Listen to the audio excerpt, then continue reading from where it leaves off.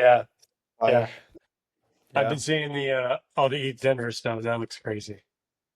Oh man, I'm not. I'm so. That's one of the reasons I'm so tired. Actually, it's like it's honestly it's like draining to think about it, to get a message from these people that it's just like infuriating.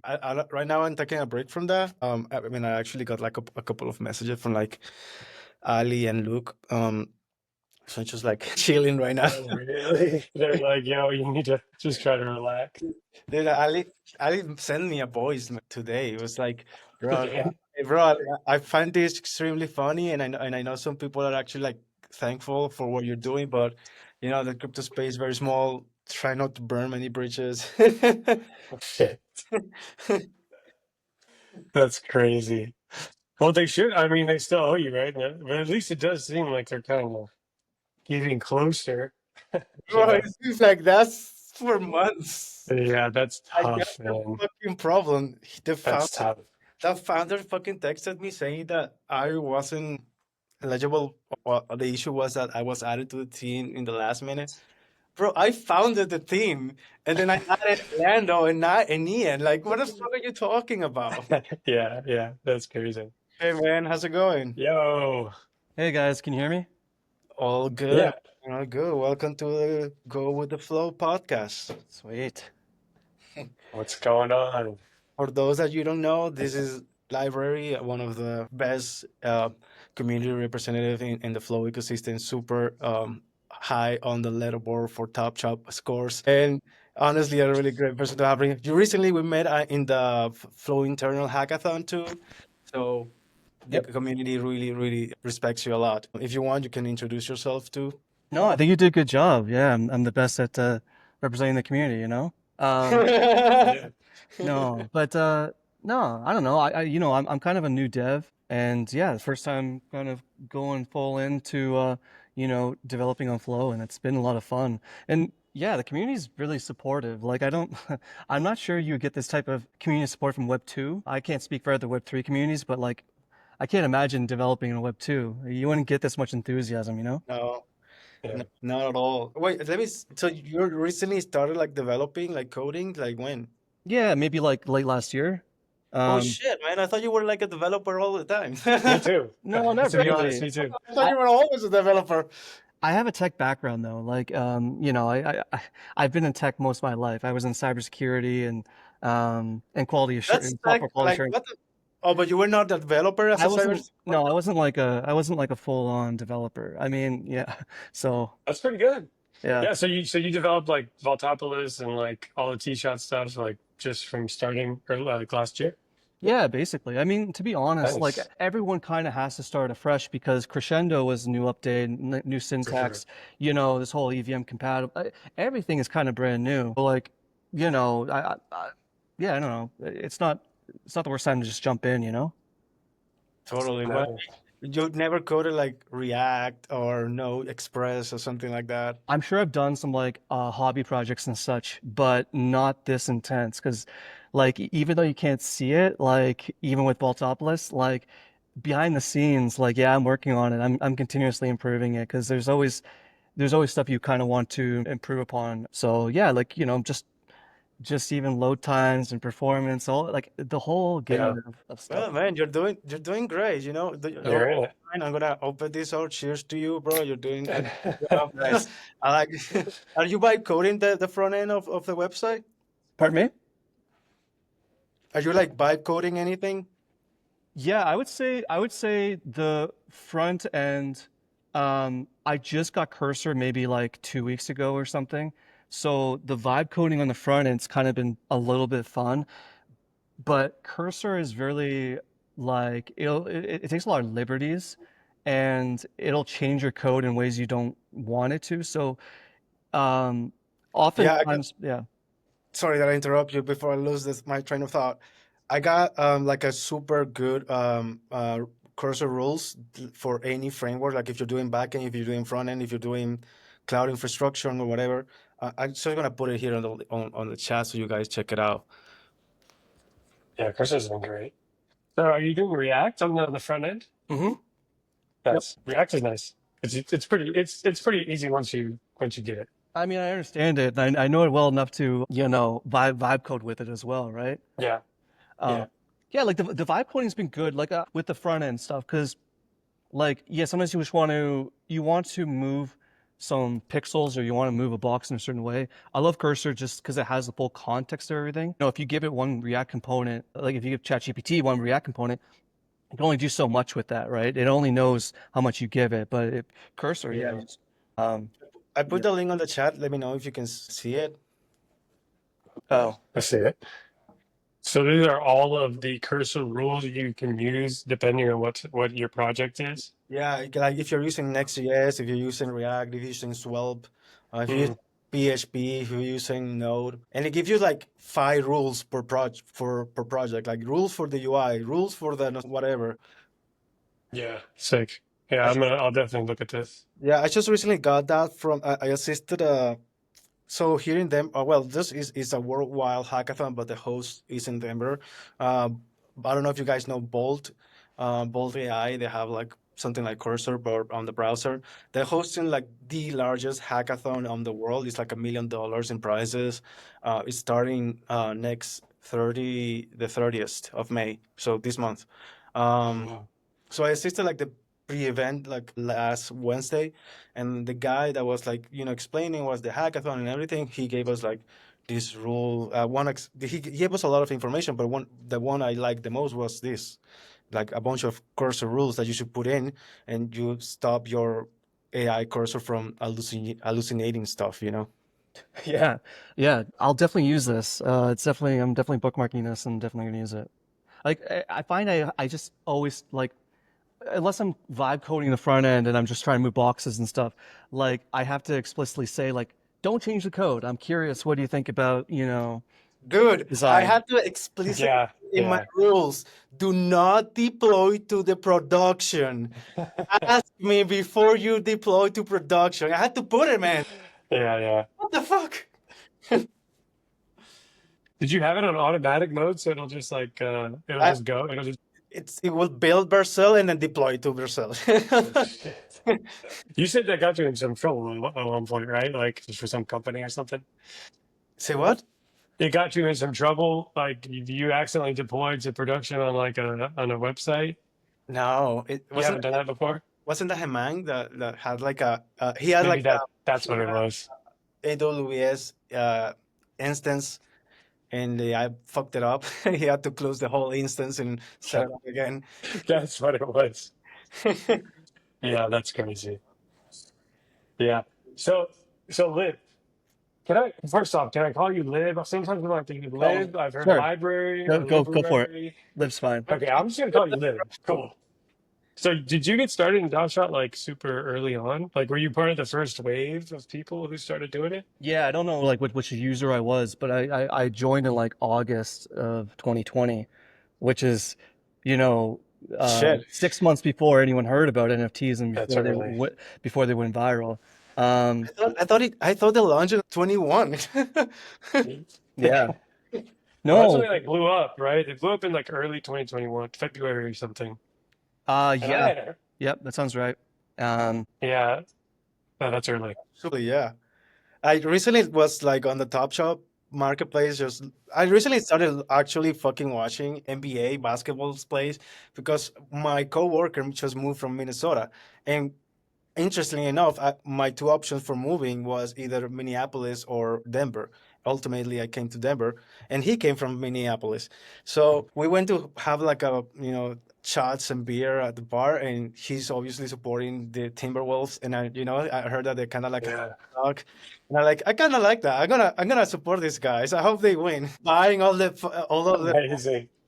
all the common ones. Yeah, Uh, yeah. and it was super fun. And I actually was super angry at the end of the fucking. What's the score? I don't even know what the yeah. latest in the series is. Oklahoma City was 128, and Timberwolves was 126. Oh, shit. Yeah, that's Yeah. close game. Wow. This was last night. No, that was like two nights ago. I don't see an Instagram. Yeah. Yeah, that's Oh, crazy. wait, was it last night? No, yeah, it was last night. Dang, I'm all Yeah, drinking on a Monday.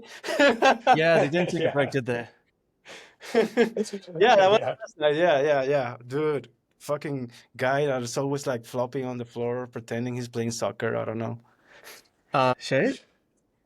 I think I from the other team, from the Oklahoma team. Yeah, That's G. but Yeah, Joe Gilgeous Alexander. Yeah. that guy. Yeah, I see on Twitter people are always talking shit about how much he's flopping. yeah. But Not as much as Brunson though, the guy on the Knicks. So I don't know. yeah. Yeah, it's too bad. Like, honestly, some of these players are just so damn good. Like, they can score without, playing like unethical basketball or whatever, right? So, Yeah. yeah, I don't know. Do you have a team that you root for? Or like yeah, first you have a team, do you have your like a team that you root for, like your top team? Yeah, I mean, Like you're I guess I'd from always be Raptors first, but sure. nowadays, honestly, I think I've kind of evolved to being more of a fan of players rather than particular teams. Because if a player changes teams or something, then it's like I just follow that player. Like Tyrese Yeah. Halliburton left Sacramento Kings, so it's like, all right, like now I'm watching the Pacers, and like That's sick. yeah, so I started, keeping up with the Pacers more, so like maybe last year and year before that, and like, yeah, it was I don't know, because and That's cool. I also kind of follow some of the Canadians because I'm Canadian, so I Yeah. keep up with some of the Canadian players. Who are your favorite? Like I know Dylan Brooks is Canadian. SGA not is SGA Canadian? SGA, Lou Dort, SGA. Resort? Mathurin on Pacers. Mm, nice. Yeah, Yeah, I'm kind of a Pacers fan because my girlfriend's family's from Indiana, so I get to some Pacers. Like last year, I went to the Knicks Pacers. I think it was round two last year because it wasn't the conference finals. But yeah. so I'm kind of a low key Pacers fan too. It's Just interesting. do that. It's interesting that I felt like last year, like, oh, it's like I thought Timberwolves and like Pacers would go further than they did, and it's like, no, no, no, you just had to wait a year, and then they needed that year to kind of get and push themselves over the edge. For sure. What, For what sure. what's the deal with the Timberwolves? Because my friend Solomon, he says like these guys haven't made it this far in like 30 years, and we always lose, man. Yeah. They got Anthony Edwards. I mean, and he's starting to get better. And They then had that trade. I mean, they got Julius Randle, but yeah, they traded for Cat. But I mean, it seems like it worked out in the end. They're doing well. Gobert, they have Gobert it worked too. out for And both he's good. teams, I guess, right? That Yeah, Cat it seems Randall like it. trade. Yeah, they're both still in the playoffs. So, Yeah. but so you're a Timberwolves fan now? Yeah, definitely. No? Yeah, I like the thing. I like Anthony. Cool. Sick. Definitely Edwards. I was like, my friend showed me like a video of him and Obama like a week ago, and I was like, "Hey, cool." And then I see him playing, and like, oh man, I really like that player. Who's that, bro? This is the guy that showed you with Obama, you know? You're like, Yeah. oh, cool. Yeah. You should watch it. You should watch the Anthony. Just go on Top Shot and type in Anthony Edwards into the search box, but then sort the play type by dunk, and then just watch all the dunks of Anthony Edwards. Those that's like the cheat code to like some of the coolest moments on the platform. That's cool. That's cool. So you'll go and just look at all of you can just look at them all Yeah, and like agree. Yeah. yeah. Like I That's a good mean, idea. I know people value NFTs all different ways, but at the end of the day, like when you posterize someone and like it's Anthony Edwards dunk over who is it? Wanabe? You guys see this? Oof. Yeah, yeah, I can see it. Oh, I gotta log in. I don't know if I have my email here. Doesn't let me search through the marketplace. No, I'm gonna log out. I don't know. That's a good tip though, to go look through it that way. But do you have any other like okay, so I don't have a ton of moments and Noah's a new collector. So like how would you approach collecting NBA Top Shot if you were like a Yeah, what did you new say? to the platform What did you today? say you should do? Oh, sorry. Sorry. Oh, yeah. Okay, and then go on the left-hand side. There's a filters button. Yeah, it says one there. Yeah, and then scroll down, and then go to it'll be at the very bottom. It'll be play type, and then just Play go type. yeah, then just go dunk. Towards Oh, yeah, there you go. And then there you go. Wow, this You got all the dunks, and like honestly, probably sick. scroll down. There's one I want to show you. Let's see. it Yeah, has a lot. one sec. Let's see. Now scroll Well, up a a little bit. couple. Which one is it? Oh, I think it's the purple one. This one. Yeah, that one. Yeah, click that That's a one. rare too. Yeah, and I think it's against my Raptors, but whatever. Oh, sheesh.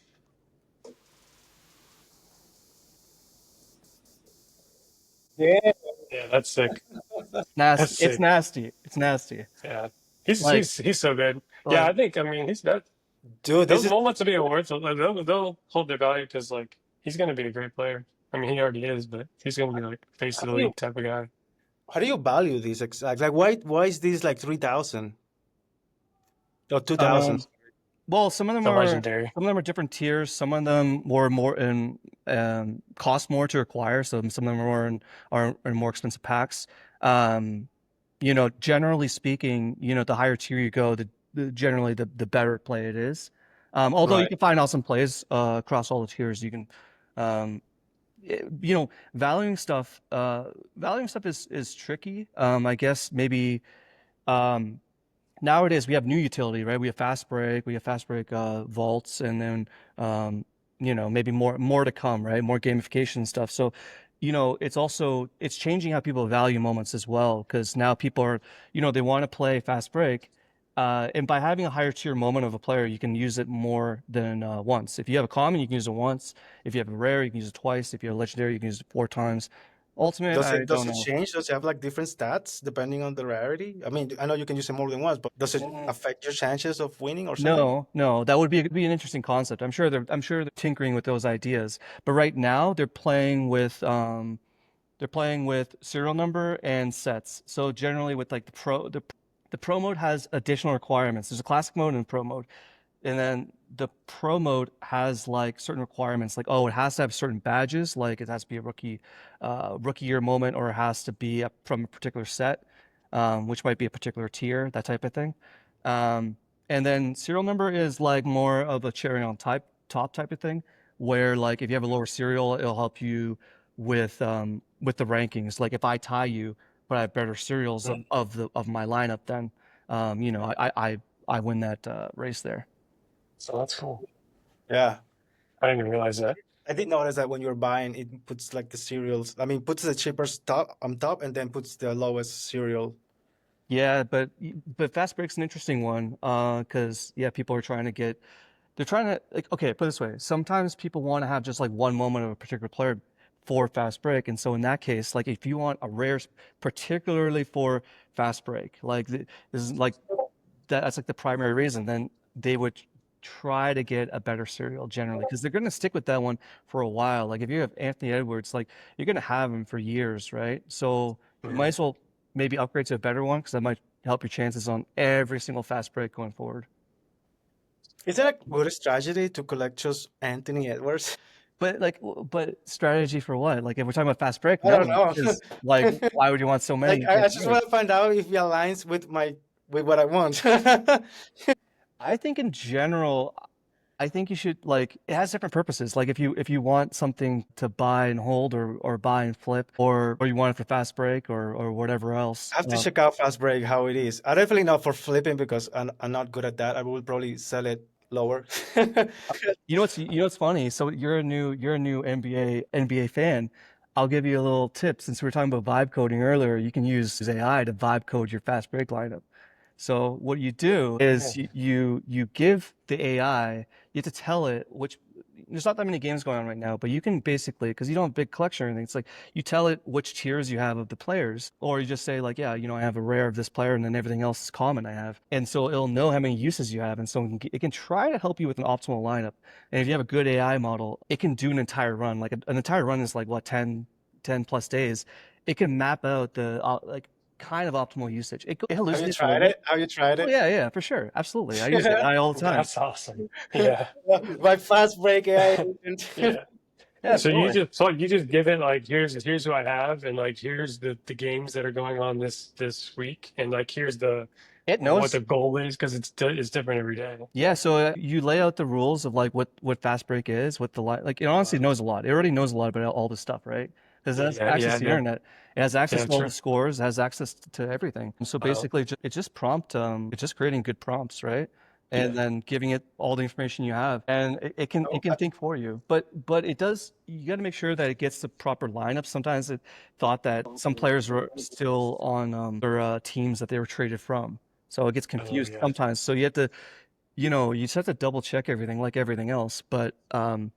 But it can definitely help, and you'll notice that sometimes it might give you some players that don't even make any sense, and you gotta just double check that too, right? So it's not like foolproof or anything, but if you have a little bit of time and like a little bit of patience, yeah, it'll be better than whatever lineup you come up with, basically. That's awesome. I would like to build that. I would like to build that. I wonder how much I can destabilize Top Shop with that. Make it like a public tool for anybody to use. Hey, use this to generate your Fastbreak. Actually, I was going to do something like just for personal use. Okay, so WNBA is actually really taken off. The women's league's really taken off in popularity. I've been following for a few years now, but Caitlin Clark has been is a particular player that made the league very popular because she's so good. But WNBA moments are very like. They were never really over minted. Like they weren't Top Shot minted like there's 50 million moments, but WNBA does not have that. WNBA they're much more scarce. Is it the same contract? Yep. It's Top It's Shot just like a different set. How do you distinguish it on chain? There's no on chain league variable. I don't think. I think it would just be distinguished by like set. I think. Yeah. Interesting. I'm gonna look into that. That's cool. But so you think the values are gonna, or you think it's gonna do well because they never over minted like they might have. But what I was gonna say is like I think. Do you know how player name? Sorry that I interrupted you again. Like, what is a good player name that I could like look in the marketplace? Caitlin Clark. So like Caitlin with the C. I got it. So I should get a Caitlin Clark moment. That's I want one of those. Yeah, good luck. But no, but seriously, like good luck. Yeah, they're probably expensive. The thing is, Top Shot's learned throughout all these years of minting and stuff. And honestly, like people can complain right now, or whatever about minting, but legendaries and ultimates, like I complain as much as everyone else, but I think most of those problems are kind of behind us. But what I was going to say is, with AI, you can. Okay, with the marketplace data, you could, in theory, throw all that data to AI and ask which of all of these, and it has to know how many moments are of each player, but let's just say you had all the WNBA marketplace data. You could ask, like, which of the WNBA players are, like, undervalued on the marketplace for, like, Fastbreak and career longevity and all this other stuff. The thing is, though, like the reason I didn't do it is because I think a lot of people scooped up a lot of the floors, and so a lot of the prices kind of spiked and everything. So the time to do that was honestly like a couple months ago, but it could be kind of fun though. Yeah. That's a great idea, bro. It is, yeah. I would get excited with that. And yeah, bro, I just looked her up, and she only has one comment. And it's like $400. Yeah, I got like what? I got like 11. Yeah. I got like 10 or 11 of them. Stack them. Really? I didn't know it was like that. Because like NBA Top Shot comments are like super low. Yeah, like honestly, like that moment and that moment was interesting because I think they also burned a bunch. Like there was contest, but like burn leaderboards I think before. So there's some of them are burned as well. And yeah, they're like burn of that comment. Yeah. So you can see differences here on the minting patterns of early like WNBA now and like if you had to compare to Top Shot way back when, like the minting patterns are totally different, and it's all for the better now because you kind of really want to get the rookies, which the packs should be coming out soon, I think, for the rookies this year. Awesome. That's interesting. So wait, I have so many questions now. First of all, what do you do for what do you get from burning a moment? Well, this is a while ago. This might have been like last year. I forget what the burn leaderboard was for. So basically, there's certain opportunities that come up every so often to like burn moments in exchange for other moments, or sometimes they do money straight up. But that happens. But I don't. Yeah. But I forget what maybe I'm misremembering the Caitlin Clark. I'm not sure if that was a burn one, but. And I forget what the challenge or the reward would have been. Interesting. Yeah. So the idea is that if you like a rookie player, it's just starting out, it has like a lot of promise, and you just like hoard that, and in a couple of years. Well, yeah. Like the WNBA packs are going to be coming out soon, and those are gonna have the rookies. I would definitely queue up for those. Like, so Okay. you can keep those sealed too. I believe all those are. I believe those packs are all on chain right now. So like, yeah, you can keep them all sealed, and you can open them at a later time. Um, and What's the like, value in that? Like you just don't.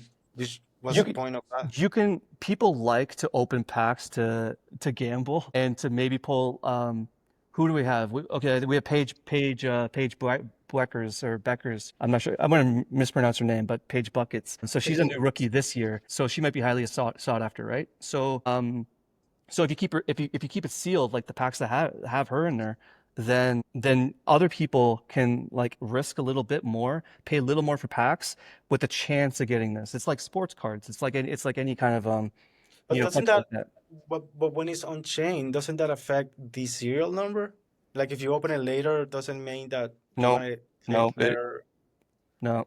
The way it works, I actually went down the rabbit hole of all of the pack stuff recently. I know pretty well now. But the way it works is they get all the moments they want to pack into something, and then I think they have a separate collection with all those moments. And then off chain, they have a table of what all the contents are and the commit hashes and everything. So they would say which NFT IDs and which IDs are in there exact, and they would whatever SHA-256 that and have that off chain, and then they pack it all up with a commit hash. And then once the pack is opened and revealed, then you can see like what the salt was and what the NFT IDs were, but That's only crazy. Wow. only after. Wow, man, you did like a whole deep research. How did you find that Yeah. out? Well, the way I learn is I do. So I was making packs. I was making just on emulator, right? Just on emulator. So I was making packs. Oh, Um, wow. cause yeah, I don't know. I'm just kind of thinking. I'm thinking that it could be good for the ecosystem to like, because like we have meme coins, we have fungible tokens, we have T-Shot, we have all this stuff.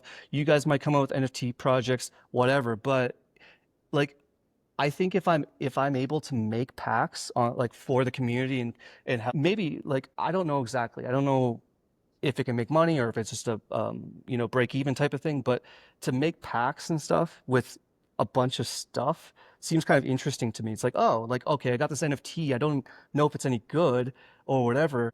And then maybe they go and try to find what that collection was, and like it can kind of revive and kickstart things. And yeah, people love to gamble anyway. So like, and there's a lot of communities right now like Beta and Yeah, what's beta and about, and man? ballers and all Like these Wolf. different There's a wolf few. Yeah, there's a lot of different. What is beta? Because I've been seeing it around a little bit lately.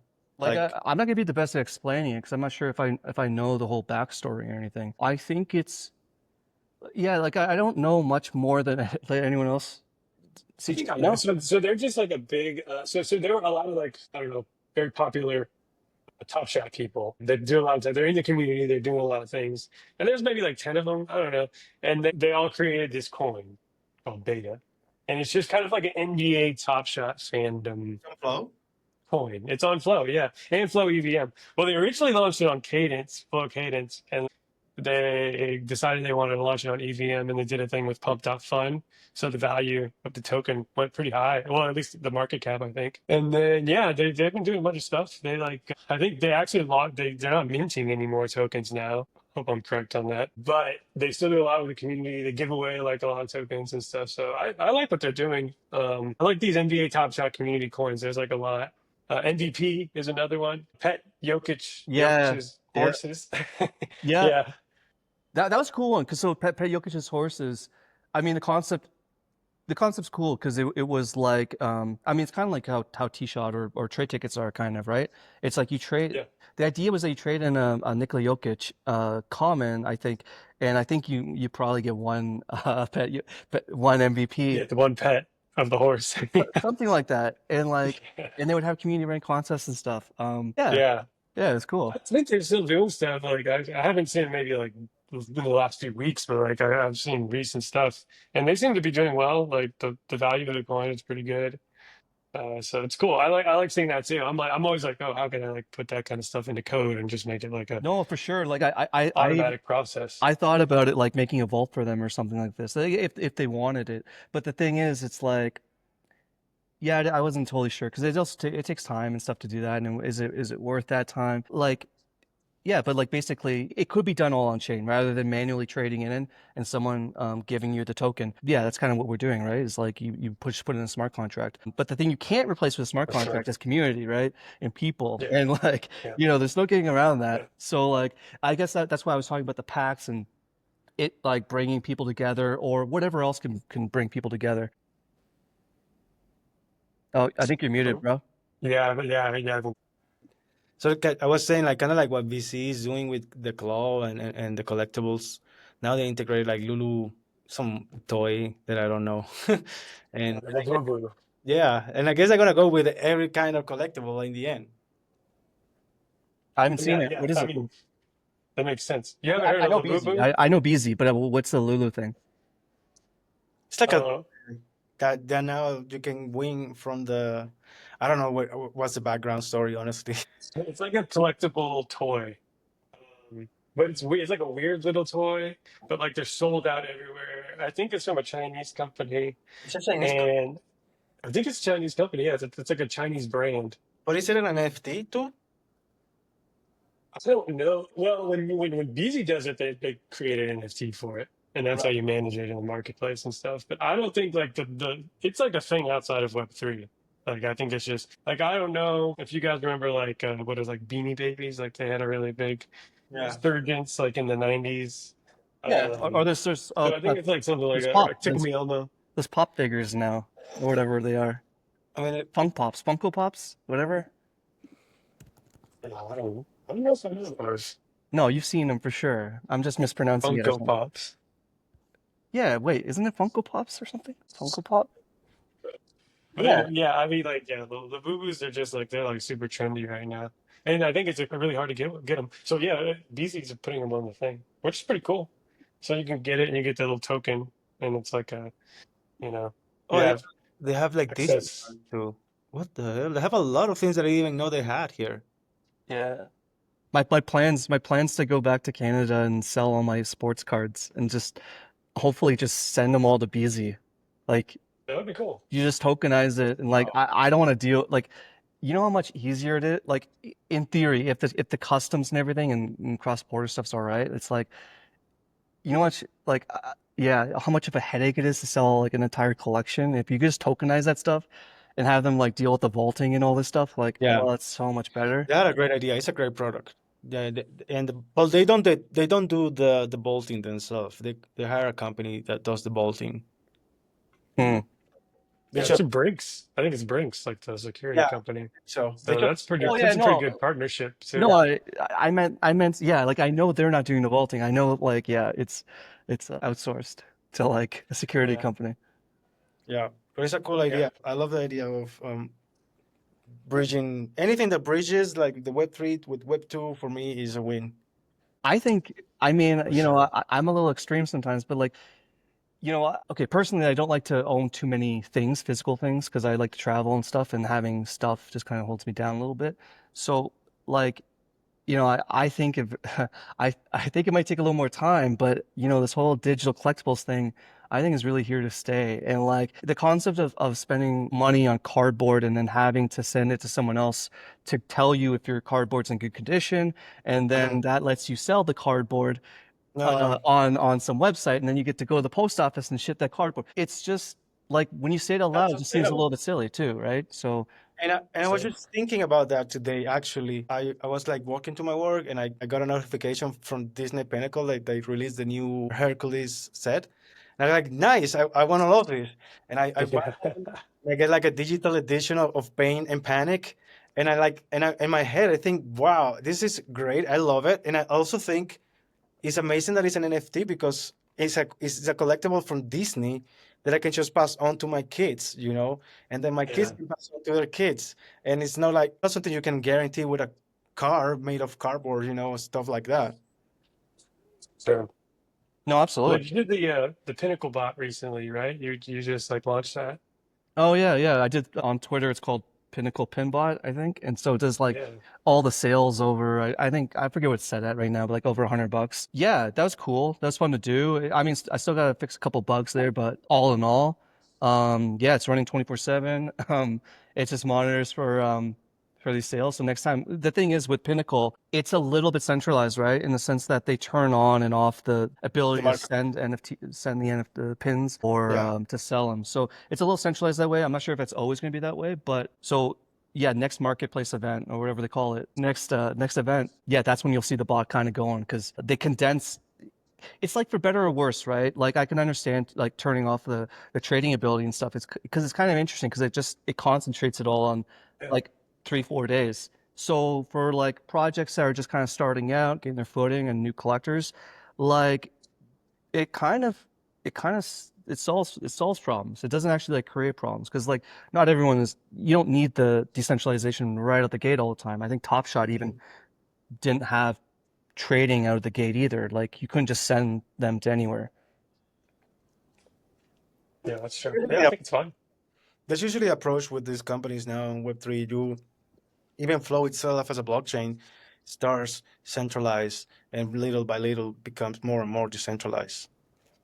Yeah, you also have to earn the trust of partners and stuff too, right? You gotta demonstrate to Disney, like literally, like that they're doing everything properly. And I think with Top Shot, yeah, they have a really solid relationship there. So they built up a lot of trust and um, yeah, like push boundaries, like things that we might take for granted, even challenges, burn challenges, all this stuff. You need partners' approval and all that stuff, right?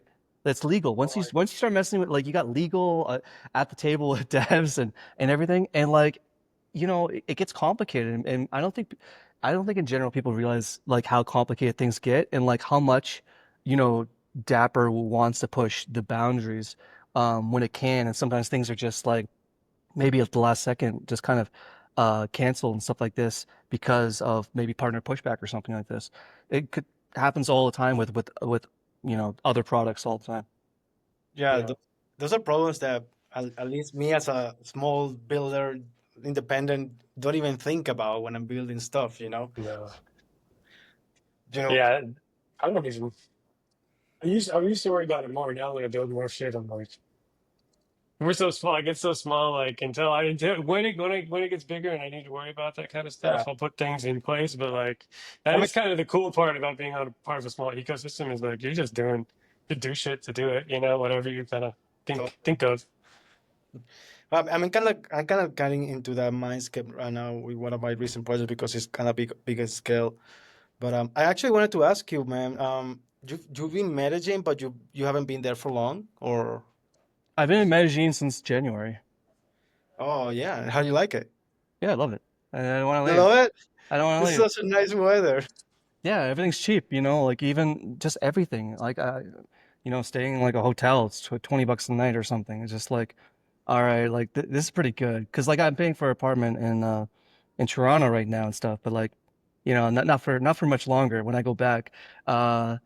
And so yeah, I think I just become a digital nomad. But yeah, I can Yeah. only spend 6 months out of the year here, so I gotta figure out the other 6 months. I'm thinking Brazil, but I don't know.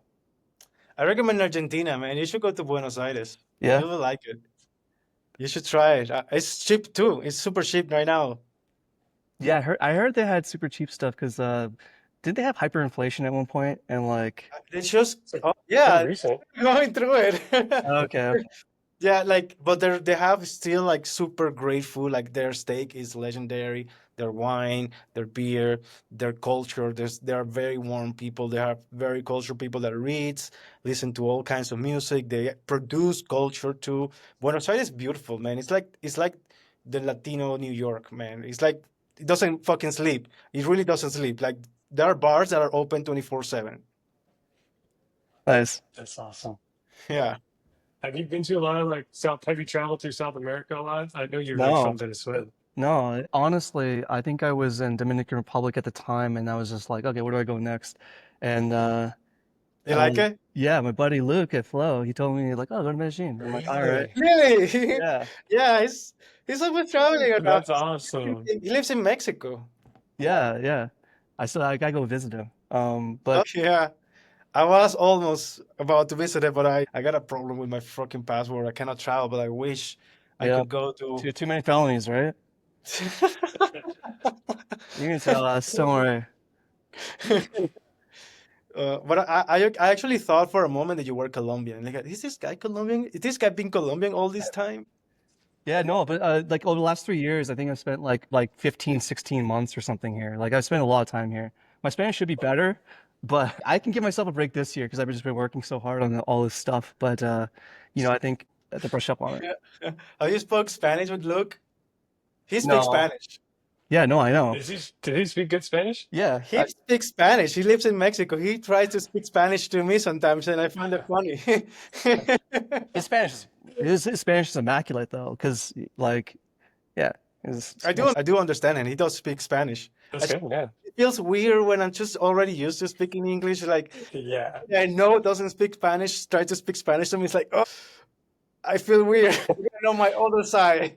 Yeah. That's your secrets. That's your secret side. That's like you're not supposed to be able to understand that. I feel like people's voice really change when they switch languages. I start hablar español ahorita y es algo totalmente distinto. La velocidad es distinta. Like, it's just like ¿Puedes your repetir voice más changes a lot. despacio, por favor? ¿Viste?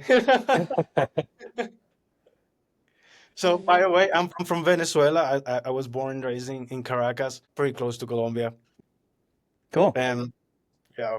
Where are you now? Have you spent a lot of time in Colombia? Me? Yeah. Have you been to Colombia? Or you can been- do this. I've been to Bogota once, very briefly, and some islands, but I haven't like visited. Actually, my dad is from Cartagena. He was born there, Oh, but nice. I personally haven't been there too much, and I kind of don't like their culture there. It's like very misogynist, but it's Latin America anyway. But Yeah. but yeah, I was born and raised in Venezuela, and right now I'm in Denver. I've been living in the U.S. for like 6 years. Before I lived 2 years in Buenos Aires. Oh, wow. And And I last but love not it. least, Actually, when I got to Buenos Aires, the peso was, no, the American dollar was like 14 pesos. And 2 years later, when I left, it was like 100 pesos. So the hyperinflation was just starting when I left. But a lot of people use crypto there, right? Like USDC is like pretty big in Argentina. That's Yeah. what I've heard. I was, Just because like yeah. if you can keep your money in USDC and you don't have to worry as much about the Yeah, people get paid, inflation. their money every 2 weeks, and they just trade immediately for USDC. I Yeah. was actually listening to it on Cointelegraph today from Robert Braggs. They were talking about open trade. I think it's a new platform or an old platform, whatever, but they're going big now. And how they were trying to figure out which one of the Latin American countries was most likely to have the greatest stablecoin adoption. Robert thought it would be Colombia or maybe Argentina, and the other guy from Open Trade, he thought it would be Mexico probably. Wow. I mean, I think it's big in Latin America. I know a guy who has a business in Colombia, and all his business does is just help the multi businesses get to USDC stablecoin. And then they started building their own chain, and then they just raised $20 million. The announcement was like a month ago, and because they have that business, because they built that business and it was running really well. A lot of people were using it, and now they're going to build a chain and do like all types of finances and stuff. So Where is this? Colombia, they're based in Colombia. It's called Keychain. I met this guy at the Flow House in Consensus. He was like Roham's friend. He came through, and we started talking. And so I've just been following along because like yeah, he's a nice guy, and it's crazy. The business is crazy out there. yeah, So a lot if of they're people, based in Colombia, you should introduce me. 'Cause I'm curious. 'Cause I haven't seen any, no, but like I haven't seen any crypto adoption here at all. And not that it's a bad thing. 'Cause I mean, crypto has its moments. You haven't seen like Yeah. anything at all, or it's just Medellin or No, Okay, I see, mean, they like had like a I haven't seen any conference. like payment options with crypto. Oh yeah, I mean, I don't. You know what? Brazil is actually very advanced. There was a private company that launched a stable coin, not on US dollar, but on the Brazil real. Um, and recently, I think starting this year, the Brazilian government actually offered them to implement to hire them so that they could implement that stable coin for the whole country. Yeah, That's crazy. The one thing I know it's crazy. about is I have a buddy in like Bahamas right now, and they have Sand Dollar, which is like a government issued dollar. I think Bahamas dollar. I don't know what you call it. What? Like I don't know. Maybe I'll Google it. But it's like Sand. Sand Dollar. What? Oh wow. $10? Sand That's dollar. the actual name? Yeah, the digital Bohemian You dollars. can share your screen if you want to. Well, I'm not ready for that. Yeah. I dropped keychain in the chat just so you could look at it. That's the chain of the guys from Colombia. It's two guys from Colombia. Well, one guy is actually from Boston and one is from Colombia, and they have a business in Bogota. Um, so just in case you want to see it, and if you want me to like, yeah, if you look at it and you're like, oh, I want to try to like meet these guys, like I'm happy to Bro. And send so, an introduction. Well, the oh guy's yeah. in Colombia anyway. I'm sure he's probably in Medellin. I don't know. It's, Medellin's seemingly the it's a best hub. place to be. It's a hub Yeah, for agents. No, it seems Dude, cool I though. wish Venezuela would like adopt stable coins. Like I'm just waiting the moment the government does anything towards crypto and they adopt it so I can just like swallow them all. yeah. So what's the Do you, what's the deal with? Sorry to Yeah, interrupt. go ahead. go ahead. No, go ahead. Go ahead. Okay, so where are you guys on this whole like stable coins versus like Bitcoin type of thing or Ethereum? I guess like the stable coins are generally pegged to the US dollar, and then if the US dollar is not doing so hot and it's not doing well, the US economy doesn't do well, is the thesis that oh Bitcoin's going to do is better than a stable coin, or like do you guys have thoughts about that? I think they're very different, but they could complement each other, especially Bitcoin, since I feel like in the long term it will become like a gold reserve, digital gold reserve. So maybe pegging, I don't know, maybe a complemented stable coin to Bitcoin would make sense in the long term, but I don't feel like they necessarily clash one with one another. I don't know. What do you say, CJ? Yeah, I don't think. I think yeah, like you were right. Like Bitcoin and gold are kind of like a similar asset class. So like hedges against the dollar, you know, because it's a digital asset, or like just gold is gold. I guess like a real world asset.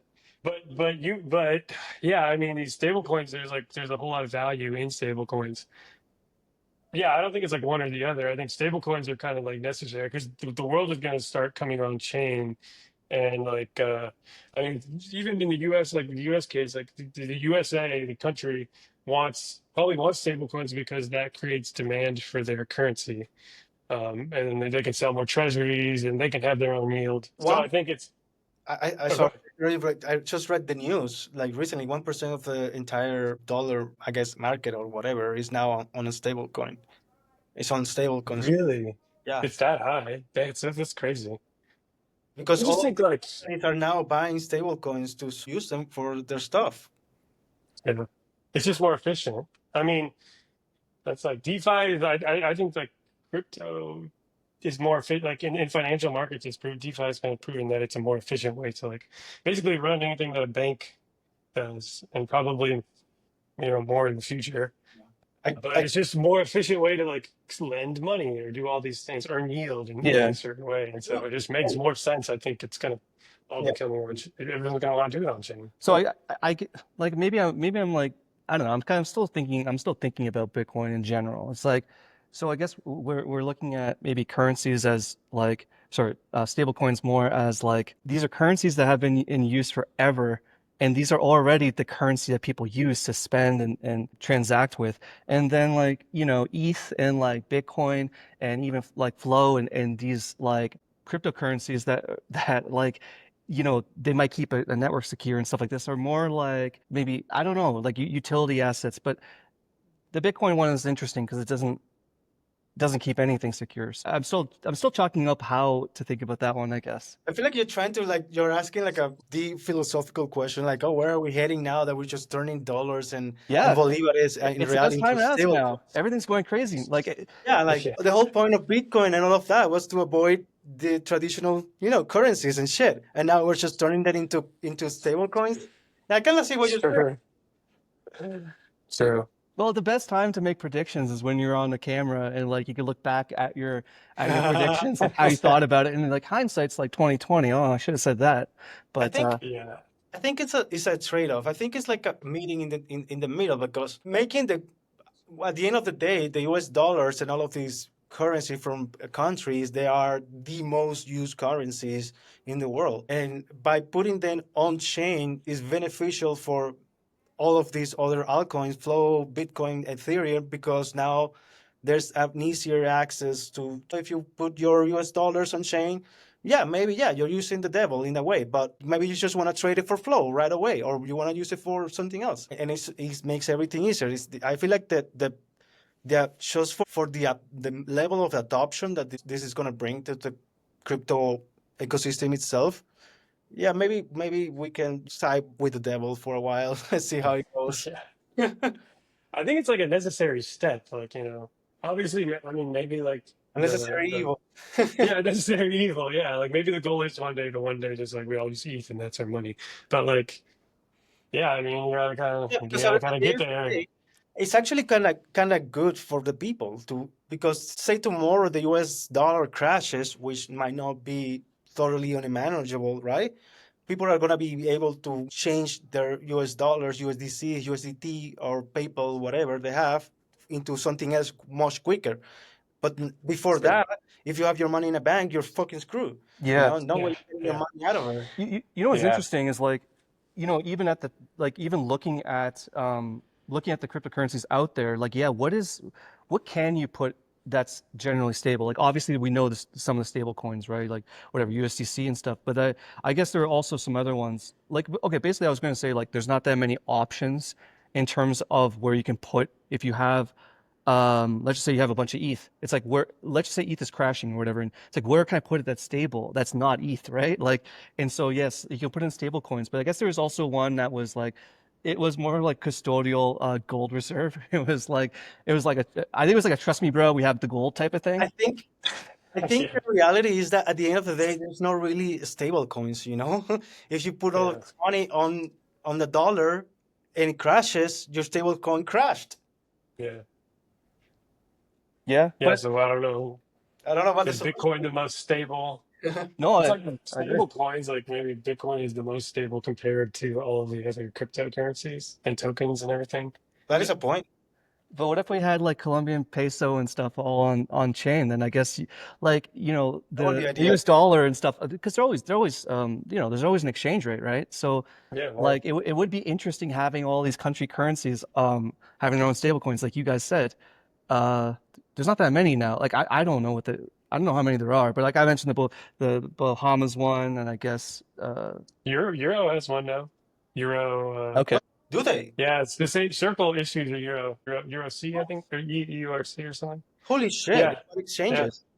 So same person, same companies, USDC also has the Europe one. I think maybe they have a few others too, but I know that came out a few months ago, I think. I think in 4, 5, 6 years, that's gonna be the reality. Like being able to, and honestly, it's a fucking achievement, man. You know how hard it is for a Colombian guy to come to the US and get dollars or get Colombian pesos or send back to Colombian pesos to Colombia. It's like a fucking pain in the ass. Yeah, yeah, No, sure. yeah, definitely helped. But yeah, I don't know. I mean, I like it. I feel like going to consensus, like that was a big thing was just like, I mean, stable coins are just like all the capital. It feels like a lot of capital like ready to come into crypto. And maybe really be like, oh man, I should be working on something Tell us a little more about financial. consensus. Tell us a little more about consensus. So you said Yeah, man. How was that, bro? like the theme was, sorry, like you're talking about this theme, okay, of stable coins, a lot of money coming in or something, but like I don't know, like elaborate more, because I wish I was there. Okay, yeah. Okay, so well, I'll compare it first to ETH Denver. So ETH Denver is like very builder. I mean, ETH is very much more like building or building things, like we're programming, we're making stuff. Consensus, like there are some builders, but there's like more business people. Like it feels like there's kind of more money behind everything because it's like a Bitcoin and Ethereum, but really pretty much only DeFi. You don't see too much other types of stuff, and as far as like in the showroom with all the booths and stuff. And then with the speakers, so like the main speaker was like Eric Trump and World Liberty Financial, and they were on stage with the CEO of Chainlink, who's also a very big person in the crypto space, and they're basically announcing. Uh, World Liberties stablecoin USD. Yep. And then the Chainlink guy was there to say it's also compatible with all the EVM ecosystem through Chainlink CCIP. So that was like the big announcement. Oh, wow. So yeah, that was like so stablecoin theme for sure. That was like one of the big things. I saw the Robinhood crypto guy was there. While we were there, Robinhood bought a Canadian exchange, WonderFi. They're a publicly listed company, but they're an exchange. But they also have Ethereum L2 chain, and Robinhood bought them. So I mean, it's just like all these things happening. I really feel like What do you mean they traditional bought money it is like live? Like they went on into the stock market and bought like 50% of the market stock of what? However, businesses transact a huge. I don't know how they do it with the stocks. Maybe That's they how we need to file this. do. That's how we need to do investing. Like we're talking about stable coins on chain. Like we need equity of businesses on chain. For That's sure. oh, man, that would be it. Yeah. And you get your dividends out through just Also, having the like NFT or That'd be whatever. sick. yeah. Also think about it. If you have a lot of stable coins from real countries on chain, you can also do DAOs with like dollars, instead of Ethereum or whatever. Yeah, yeah. People understand the And current what they're real company that you will go and register as a DAO, LLC or whatever, and you can manage dollars with it. Like you can pay your employees. I was thinking on a different topic. I was thinking about going to. There's a New York. I think it's the NYC NFT thing, but there was also like a bigger DeFi conference in New York. I think it was like July or August, but it was like yeah. more VC centric. I thought I wasn't totally sure because you guys are builders. It seems like There's yeah. there's a scholarship for one of those, I think. Yeah, in Brooklyn. I forget what it is. It's like I forget the conference name. It's not One of those. But yeah, there's permissionless. Permissionless. Yeah, that's right. permissionless. Yeah, yeah. Nice. I'm gonna apply. I think y'all should apply. I'm just like There's no link yet. Apply for what? To yeah, attend or to do what? The scholarship, to do a slow scholar. they pay for your trip and you stay and whatever if you need Oh, it. okay. It's pretty good to meet like the team and like stuff because usually the whole flow team is there and you meet. All It's builders. That's how CJ and I met each other. Oh, you mean apply for a Flow Foundation scholarship? Is that Exactly. what? Oh, sorry, yeah, misunderstood. Okay, that's Yeah, cool. yeah. yeah. It just covers like they pay for your travel, your hotel, or however whatever the Right. situation is. Yeah, So. even pay back for your Uber. Did you get like your money from Uber back? I did. I didn't even request it. I only took like two because I was staying at my brother's place, so I only took like two Ubers. So I'm like, I just let it go. But they'll pay. Yeah, Yeah, that's good exactly. that they I'll pay pay you for that. your Uber back too and stuff. It's really good. I feel like the most valuable was meeting with the other developers because we got like the other scholars. We all Yeah, got to go to like dinner together, sit yeah, around, talk, make connections, like brainstorm, like, hey man, let's build this shit and stuff like that. It was fun. I yeah, really I get my thrills like honestly talking builders online, like talking with you guys online. Like I yeah, don't know if I need because like the thing is I don't think I need to go to a conference to talk with devs about Flow because like we already attend like weekly dev calls and stuff. Like Yeah. we already get our yeah, fill, and like it's much easier to do it online because then like I don't know, just everything kind of has an agenda. Everything kind of it's like the Yeah. perfect atmosphere. And then I don't know. I guess I was just thinking like maybe the New York stuff. I don't know exactly what's in the back of my mind, but it's like okay, there's VCs there. I don't know if you like pick their brain about like here's my little startup. Like what do I do now? Like what's the next steps? I mean, they kind of help you. They set you up to win with the VCs and stuff. I remember Alp from Pump.Flow. yeah, He got a big partnership. Melvin too from Burning AI. They also got partnerships out of the band and stuff like that. So yeah, it's a Out good of what? opportunity. Melvin, I don't know if it what they're building right now, but they're from Burning AI. It's like this bot that reads your GitHub repo and burns you because your code is terrible. But who is giving out the funds or whatever? You're saying that people are getting funded? Oh no, they just got like Alp. investment. Yeah, they got people VC investment. I think Al actually got a meeting with Zach directly, and Zach invested on his stuff. Oh, amazing. Yeah, Yeah, yeah, yeah, that's good. Yeah, yeah. But yeah, you gotta do it your own speed, whatever you feel. comfortable with. But yeah, there are Consensus had a few VCs, and they're pretty nice. Like the smaller project, and like most of the big VCs are willing to like talk to, but they'll still like talk. They're really nice people to still like talk to you. But Denver for me didn't feel as VC centric as the Yeah, Consensus. a lot But more Consensus, developers. yeah, yeah, a lot of developers. But Eat Denver, I mean, I would say like probably had more fun at Eat Denver, but like I also got a lot done at Consensus too. So like happy, for that. And it was good connections and the flow, like they set you up with all the stuff to do like every day. So we're always doing stuff. We had a VC dinner, we had like this networking. The one thing is crazy that I've gotten a little bit used to is now just networking. You just go in these rooms and everyone just they have food and stuff, and you just like go up to people and you're like, hey, like I'm CJ, like Yeah, it's yeah. just you just talk. If you see someone and you're not talking to them, you just talk, and then you're just like everyone's doing something different. It's a good vibe. It's So a good vibe. yeah, like I went into that being like I don't know about this, but then like everyone's nice, and it's like a cool way to just like meet people and see other people who are like doing kind of similar stuff I to definitely look you. forward to go to the New York one, and I'm gonna go like to represent our drop because we're finally like definitely doing shit. And I want to be like, I see how they're treating VC, and they always put them first on all the shows and shit. And that should be our drop. Our drop should be first. That's true. Yeah, but Brooklyn should be fun. So Should I be love fun. you guys are Brooklyn. both going to it? Well, I'll apply. I don't know. I was on the float team because I applied for a lot of these. I like going to them, and I'm like, whatever you don't like, I get it. If it's not my turn, like just that's fine. But as long as you put the scholarship out there, like I'm gonna apply. And they're cool. They're cool about it. Like, no, we like you coming. Like of course. Yeah, But I'm gonna apply and I see. will So go probably I would think most events if I could. you go to most. Yeah, Yeah, you just can't. You have to be the ones like in the U.S. right? yeah, I can only do the US for now. Fucking Yeah, situation. My passport is pain in the ass, man. yeah. Today I was talking to my friends in Venezuela. I was like, bro, if you can get me my passport, I'll give you $1,000. Oh, you don't have your I mean, Bro, I don't it's a need to go whole. into it, but like you don't No, have. I will happily go into it because fucking government, I hate them all. They don't have a. So the Venezuelan government doesn't have an embassy in the US.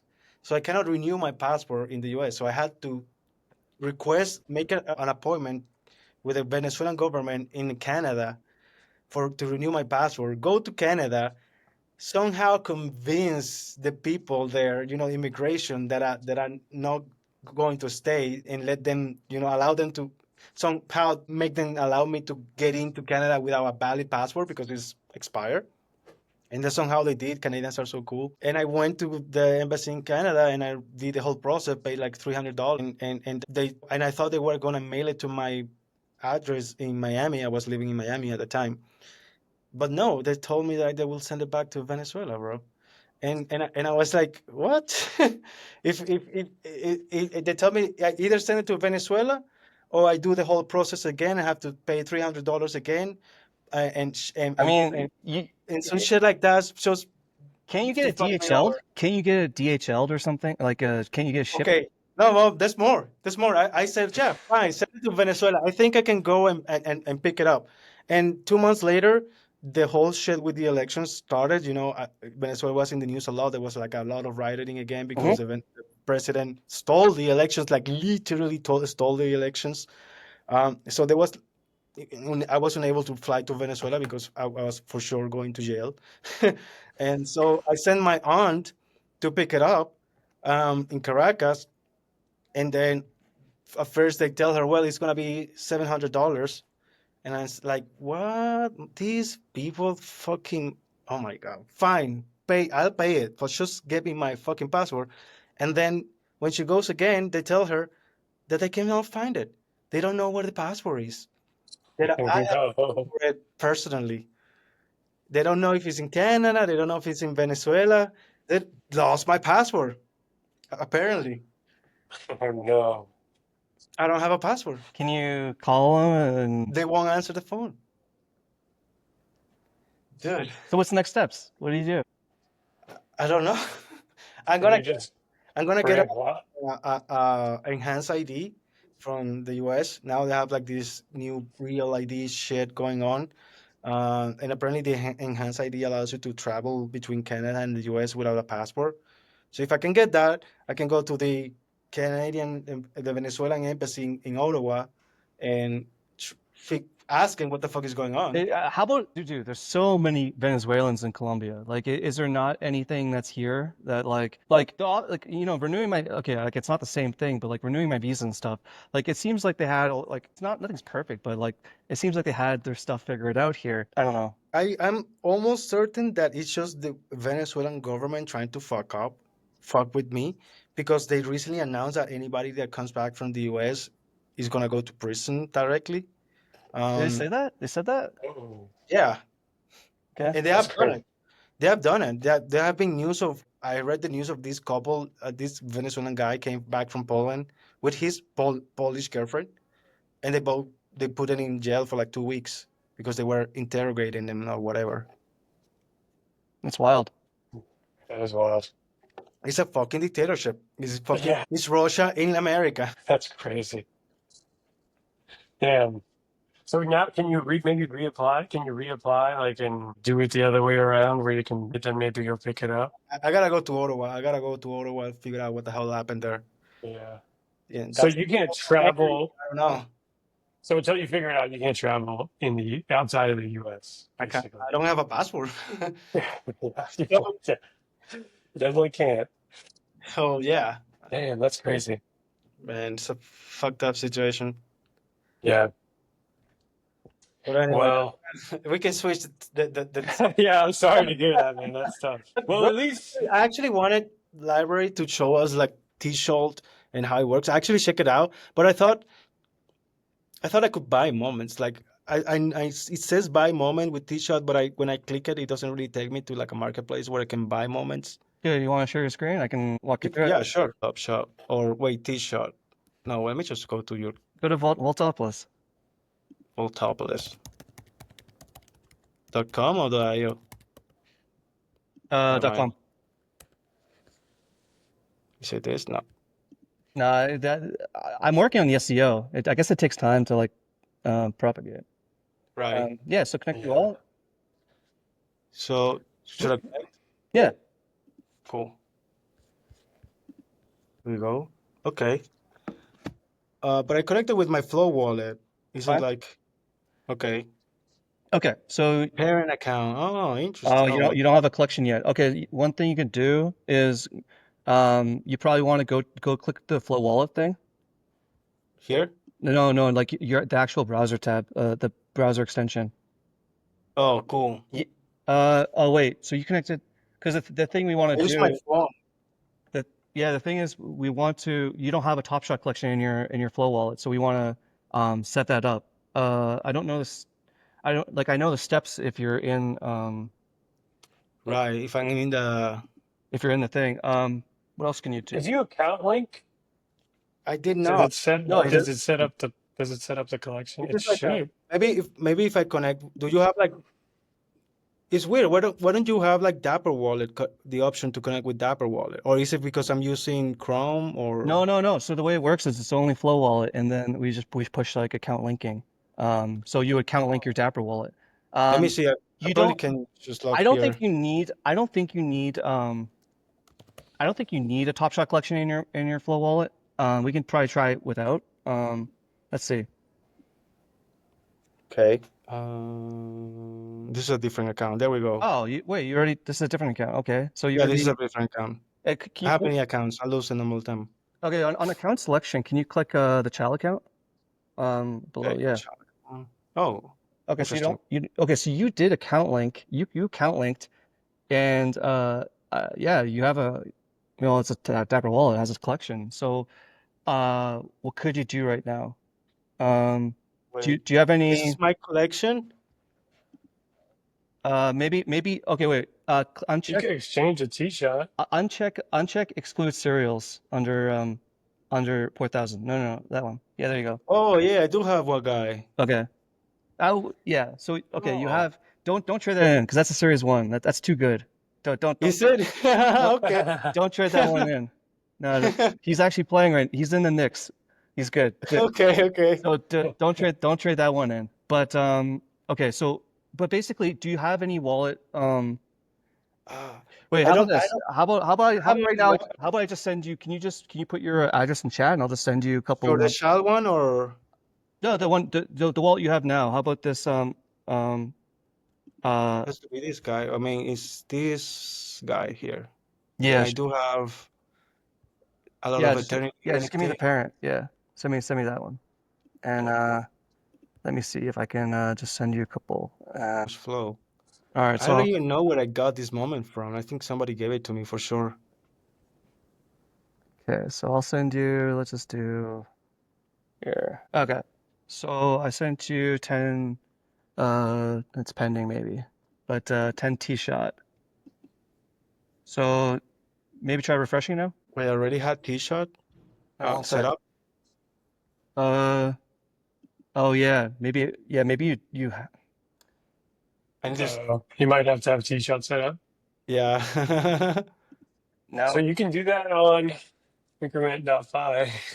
yeah, like the thing Okay. is, I know how to do it through the Flow wallet, the extension. I don't know how to do it through this whole Oh, there we go. T-shot. yeah. So how do you Actually, instantiate? just buy just a little tiny bit. Yeah. It'll set up the There you wallet. go. Yeah, yeah, just do that.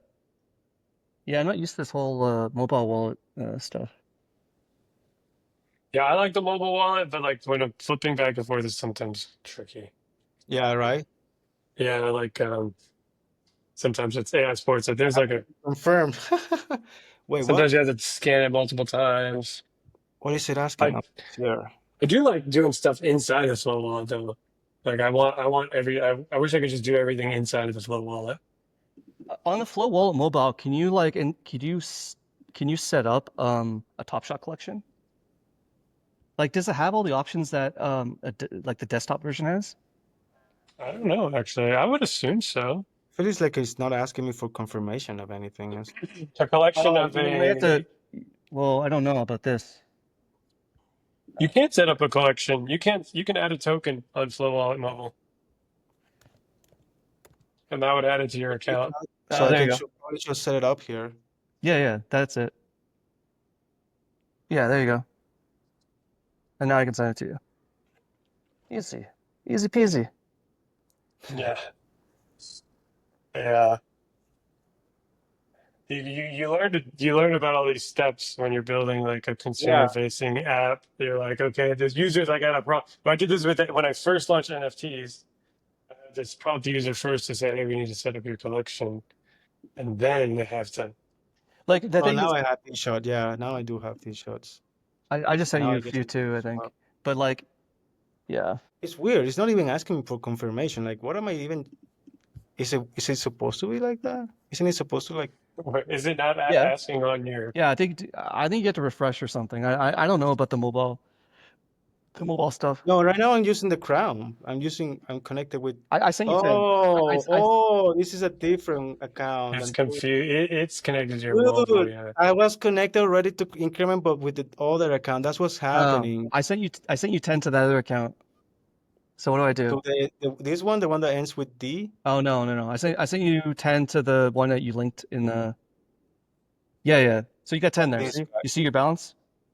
Wait, Yeah, it's there. Okay. I got it here. Yeah. So like although you don't have a collection of Top Shot right now, like you're brand new. It's like okay, well you have 10 T shots. So what you're gonna do is click the middle thing and to switch the modes. Yeah, and then put I don't know, put five in the amount at the top Okay. at the top from the from section, and then yeah, so and then swap T shot for moments. Holy crap. So I'm just gonna get like 5 random common moments.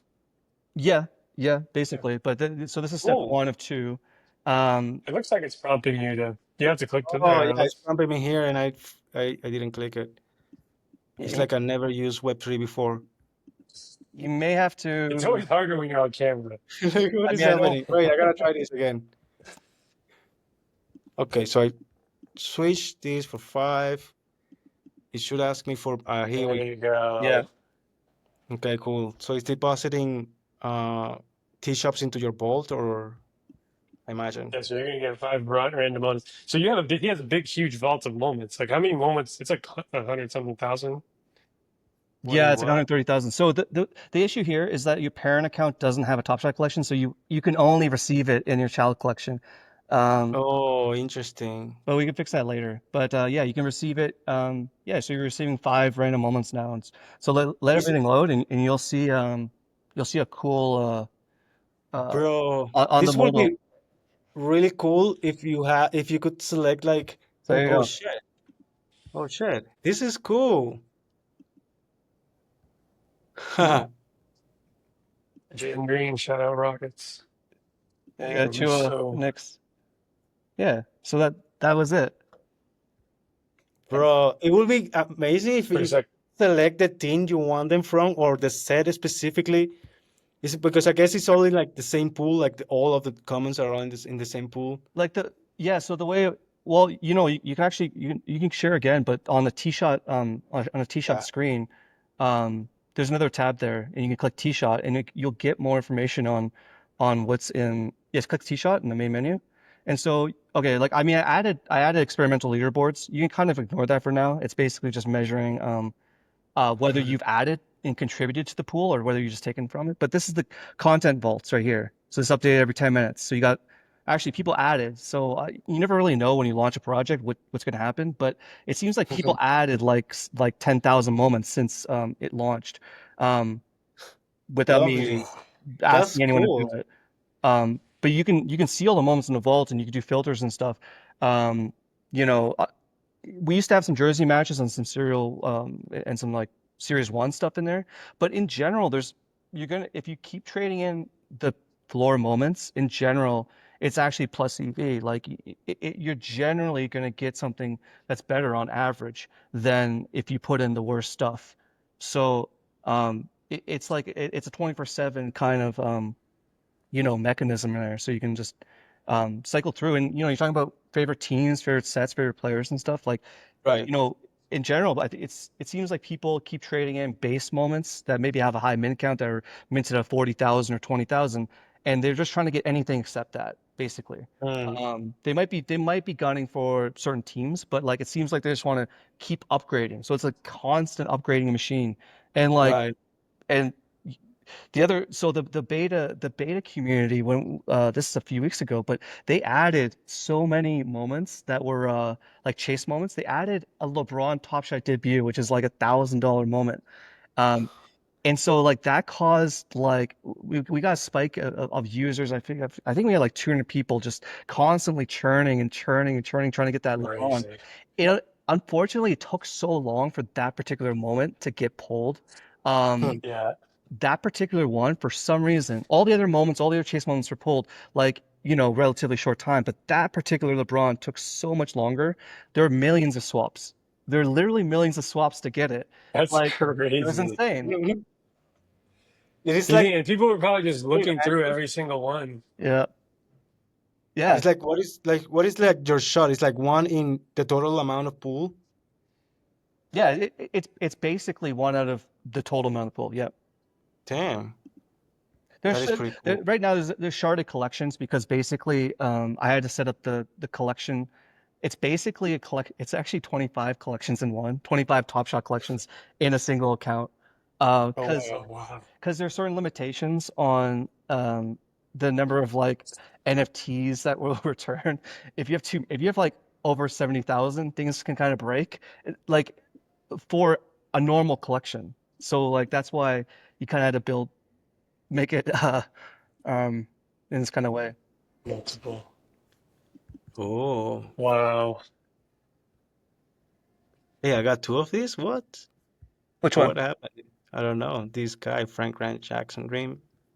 Oh no, these are events. So I think it's going to show Oh, twice. Like sorry, I forget oh, what I the event, see. but like maybe it was I forget the exact details, but I guess there's two events there. But it's the Oh, same. this is cool. I've never seen a moment of flow scan. That I is like like how they break. I like how they break it out, having a little that is video and sweet. everything. Yeah, That might bro. have been part of the new upgrade they just launched. Their upgrade's crazy though. Yeah, they put so much time towards that. Yeah, Yeah. I haven't even really played with it in depth, but I can understand like it links EVM now, so I'm sure it's really because before if your token went to EVM, it just looked like a mess of garbage. You couldn't really understand. So I'm sure now it's like you can probably see a lot more, but Bro, I liked it before, so I'm sure I'm gonna like that upgrade.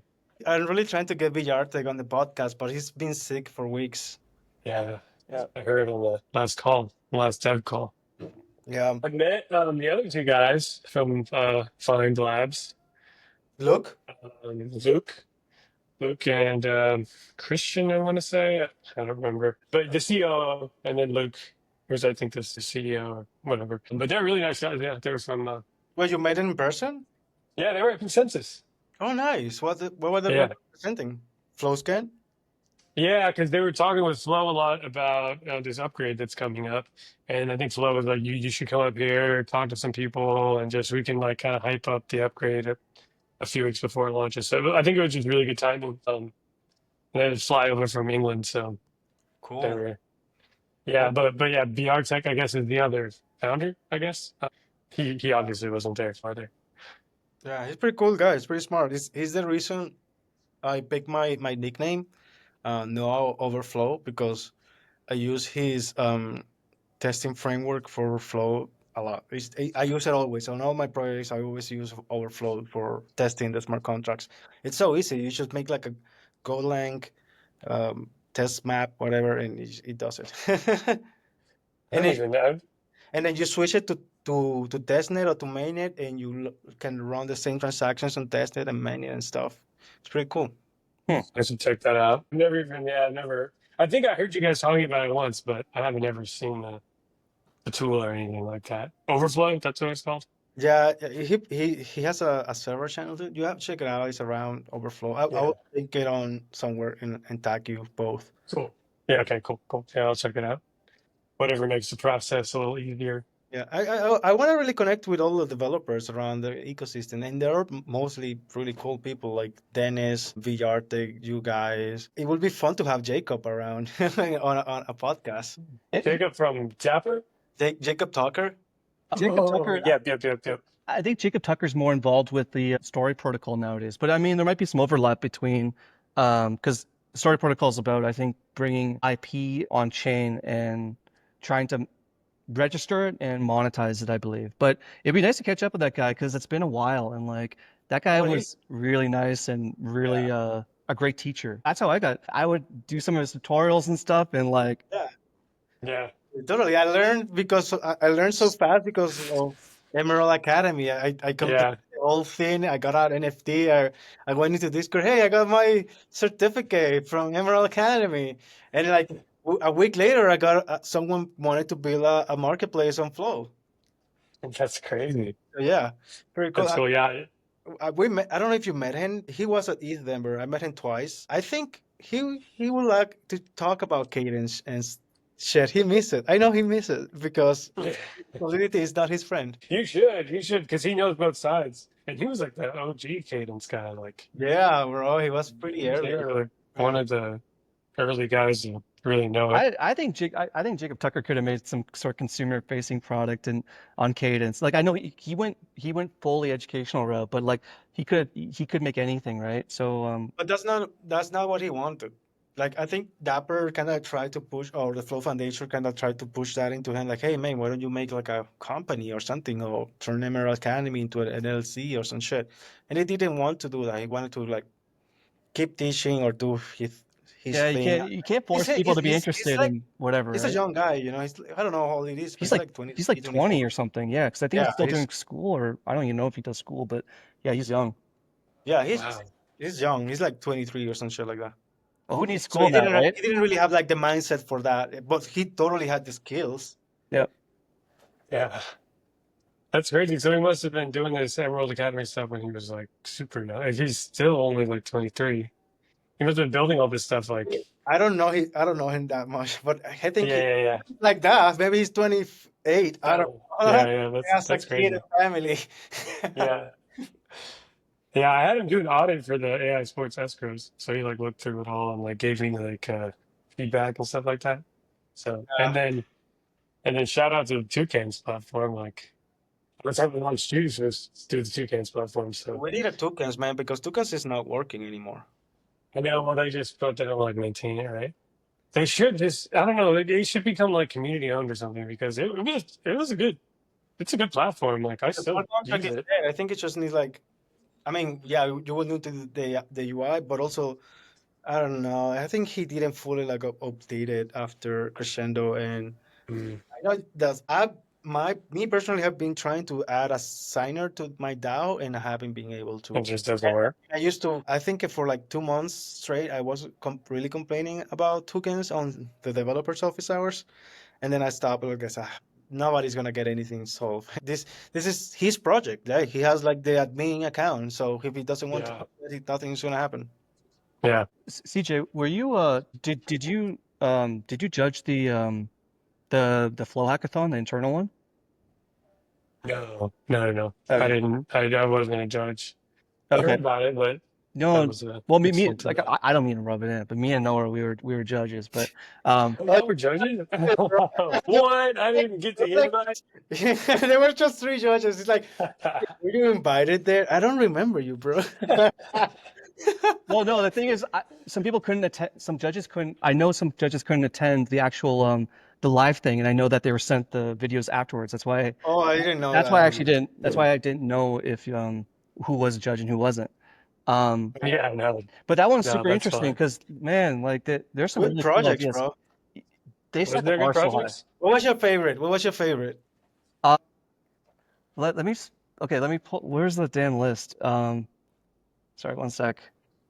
Yeah, bro, they were like What was yours? really good projects. There's one in particular that I was so impressed by, and I actually know the team. It's like, bro, they're geniuses. Well, like you already sent your thing in, right? Yeah, I already sent it to Matt. I sent mine in as well. I mean, I'm not changing anything, but the thing is, like, although, like, you know, yeah, like I judge them all individually, right? It's not like they're competing against each other. But I guess if I had to Yeah, look at scores, yeah. like, I mean, which one did you give the highest score to?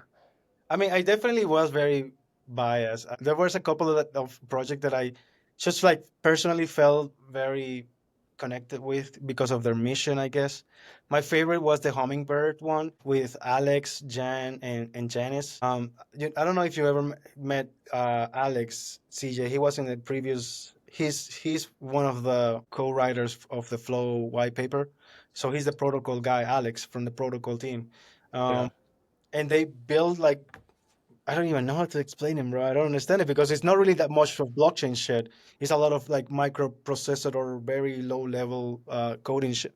Um, so they were all the three of them were like in different places, and one of them had like a button, and the other one had like a device, like a TV that you could tap on, and Alex has like a bolt.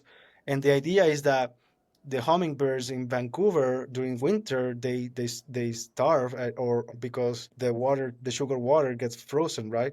And so the idea is that you press a button, it sends a transaction on the blockchain, and it activates something that warms the water, basically.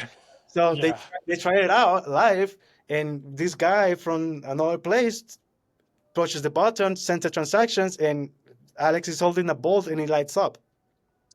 Wow, that's crazy. How long do they have to build these projects? I know from inside information that Alex has been thinking about that project for years. Everyone probably has their projects they really want to build out. Hmm. Wow, that's cool. That's cool. That's like so specific, niche, but like it's a cool example of like what you can do. Yeah, it was honestly like I took a lot of time and I actually like I did all the demos and stuff today too. Like I went through and every single site that I could use and do transactions on, I actually like because I've done hackathons before where I don't get that much feedback or like no one did any transactions on it, which is wild because like it kind of hurts to put so much effort towards a hackathon project and like the judges didn't use it or they didn't actually look at it. And so Yeah, um yeah, so I took a lot of time and went through it all. But judging is all like subjective though. Like honestly, like all the projects are pretty cool. Um Yeah, honestly, like and they all all had something that I like, and I yeah, kind of commented that on the notes. Like I kind of wanted to relate that feeling too. Like I like them all for different reasons, but there's definitely some that I liked more. I was so biased, man. I was like, this is my favorite. Yeah, like we all have biases because I was also thinking like, are we looking for ready market things, or we're just looking for like crazy mixes of all these, different different features of cadence and or flow. So yeah, it was kind of interesting that from that point. Like one of the interesting projects was the AI chat. What was it called? Flow chat. It's like Yeah. I believe in the demo. I couldn't get this particular example working, but it was basically like talking to AI and being like, hey, I want to send 4 T-shot to this address. Like, can you make me the transaction? And I think you just click the button. I think that's how it Yeah. looked, but I couldn't get that particular thing to He work. he he put the prompt, and then the AI was like, okay, sign the Yeah. transaction. I need to know what the prompt Signs the is exactly, transaction, and but that's it. I need to know what the That's prompt is cool. exactly, but I mean, I know we're just at the cusp of what that kind of could be, but knowing that, they kind of brought in like I think he's brought in all the developer docs and stuff as well. So it's just like that AI flow chatbot, like super powered. And then like, okay, well, like, what else is there? Like, can we get Luke from Flow? Can we get him to vibe code with this thing and make it and launch an NFT project with the fewest amount of problems ever? Like, is that or whatever? Like, whoever it is, that doesn't even matter. Like anyone that's kind of new to dev stuff, it's like, can they launch an NFT project on Flow in 5 minutes without like Minutes. with almost like no effort, you know? I Yeah. would love to see. I also put it on my notes. Like that was also it wasn't one of my favorites, but I really value it because the idea of putting the AI bot on the Flow wallet as a chat option, bro. Yeah, but just like Awesome. that's the first step. Like if this is the first step of a hackathon project, like okay, there's going to be something more here, you know. Yeah. Can it pull in all the Fastbreak information, and can it automatically make me lineups based on my Dude. contract collection? Like there's For there's sure. weird, there's interesting things here that can happen, and like I think it's just kind of paving the way of yeah, I don't know. Just like it's just a stepping stone. I don't know if it's, it may not be the most used thing. It might be something that just like hardcore flow people use or something, but No, it's I interesting. think that would be It would be so nice. useful. Like if you go around showing the Flow wallet has an AI bot integrated that safely, generates transactions for you, and you just have to sign and review, you know, that's a thing. Do you see the MetaMask just integrated Solana? No? So that news. Yeah. Yeah. Yeah, that's pretty crazy. It's a long time coming, I guess. I feel like they should have done it like so long ago, but that's cool. Yeah. Fuck Solana. But We're really, you friends don't with like Solana? everyone. We're friends with everyone. No, I actually don't like Solana, but I do like people that are on the space. I actually recently met a guy. He built a company on Solana. I guess he's rich now. And he's like super Solana hardcore fan. But I turned him. He didn't know much about Flow before, and I told him a couple of things. And the next time I saw him, he was, oh man, Flow is doing really cool stuff. Nice. Spreading the good word. But there's a lot of meme coin. I feel like there's a lot of meme coin money and stuff on Yeah. Solana. There's a whole I, ecosystem there. I I'm think not. total volume is the king, right? Like whichever chain has the most money on it is basically king, and like Yeah. that can always change. That's their logic. That's totally their approach. You Yeah, know. but that stuff can always change. So like, I I I think it's interesting to build on flow because like yeah, now it feels like it's an underdog, you know? Yeah, Uh totally. Did you like the VC's project? I didn't, bro. That's the thing. I couldn't really properly judge these people because I didn't have a lot of haven't I don't have a lot of time right now. I work in a startup. Um, and secondly, some of these projects I didn't even understand how they work. Like how the decentralized 5G worked at all. yeah, well, I mean, the idea was that you mint an NFT, you have the NFT, you provide a hotspot, and then you try to prove that you provided the coverage and you get compensated with this new token. The thing is, it's been done by I had to look up the name. I think it was Helion or Sorry, Helix. CJ. Let me explain. VC's project for the internal hackathon was like decentralized 5G, basically for your phone. And yeah, Yeah. and he made like a cool video. He showed up like Tom Cruise's glasses and stuff. It was funny. Really? But I thought the project was cool, but I didn't quite understood it. Well, no, apparently it's a very big thing. Like it's already a proven model. It's called Helium. Like, okay, Helium's already done it a lot in the US, but they I think they partner with like AT&T or something, but it's basically um it's basically kind of what I said, like you try to get people to provide hotspots. And don't think about your phone, think about more robust hotspot devices that are dedicated to this, right? And so I guess you would have maybe like an NFT or something. I'm not sure if that's how Helium works, but like you would have an NFT or something to try to keep track of maybe like your uptime and that type of thing, coverage. There's obviously a lot of stuff that would keep track of your metrics of what you of area you provide, and also like just the 5G mesh would be able to figure that out. But it's just some way to have decentralized 5G. So, but the thing is, the big hurdles. So I went down the rabbit hole, obviously, because I was judging this damn thing. But it was like there's some big hurdles that Helium overcame was like legal and also the 5G like band use. I guess it's like to use 5G, you need like to get the government's approval, basically. So by I don't know all the nuances, but they basically were able to kind of partner with AT&T, provide this kind of coverage, and do it in some sort of way. So, and that's apparently a business, and that's not like a startup or anything. Like that's a full-fledged, like something, right? So, if Helium's able to do it, then I suppose why couldn't it be done again and maybe done Better on better? Flow. I don't know. Who knows, right? If one person's doing it, I really like that Yeah. he used Cadence. That's kind of like the first thing I was checking on every project. Are you using Solidity on EVM or Cadence? And BC went full Cadence on this one, and I really like that one. I actually really rated him high. yeah, you know, Was most of them EVM, or were they just split? no, I think Some of most it. are. I think most are. I think most are Cadence. I think. Oh, Yeah. nice. I don't know how they all split up, to be honest. Maybe I'm wrong here. Maybe I'm wrong. It might be 50-50. I mean, I think it's 50-50. Brian's and Ali's were on Solidity. Yeah. AZ was Cadence. I think Alex was Cadence too. But if they can make Um, it on, if they can make it on like EVM, I'm sure they could easily just make it on Cadence. I don't I guess think all of I don't them know. know Cadence actually. I'm pretty sure Brian doesn't know Cadence. I don't even know if Ali knows Cadence. I don't know. Yeah, Does you anyone gotta know put in the anything time. anymore? Like, who knows? Well, AI does it all. Do we have to know all the the? one I really wanted to see participating was Gio, but he couldn't. Uh, It's a big time commitment, I'm sure. Like you gotta put in a lot of time to do that stuff. these It's weren't like hackathons. these weren't half-ass projects. These were like they were like wow. They thought about it for a while. They put a lot of work into it. Yeah, they put a lot of work into it. And like more so than I've seen on other hackathons and stuff. Not like just in general. Like competing is in this is that's Bro, difficult. I But mean, just think about it, bro. The flow engineer team is top tier, bro. Yeah. They're really smart people. Really smart people. Jeff wasn't participating, I think. yeah, Not that I remember. But we're, Alex is super we're lucky smart. we're not competing with them. Like we're making Top Shot products because they would like if they were dedicated to making like third-party Top Shot apps and stuff. Oh, bro.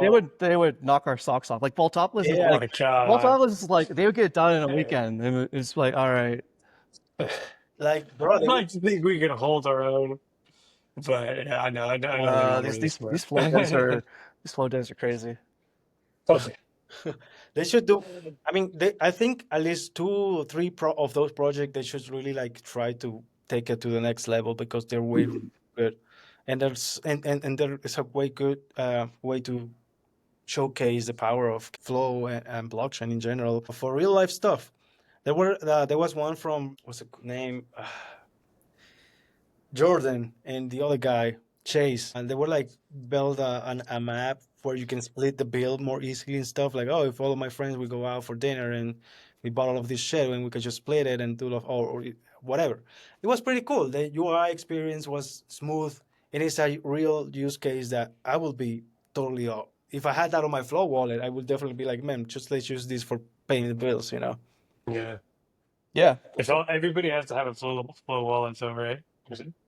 That would be the hard part, but it would be nice. It would be super nice. Yeah. I'm guessing it just does it on chain, like it splits it all on chain and Yeah. just like sends it. Yeah, but like, Yeah, that's pretty cool. but once you get more and more things that need Flow Wallet, like I mean, it just in theory. Obviously, you know, we're thinking a little too far ahead. Like, oh yeah, like everyone needs to have Flow Wallet, but like, yeah, but once you have more and more consumer apps that may actually need this thing, um, it would be interesting. It would be interesting. I hope to see the day, that they Yeah, incorporated in the background for daily users, non-Web3 people.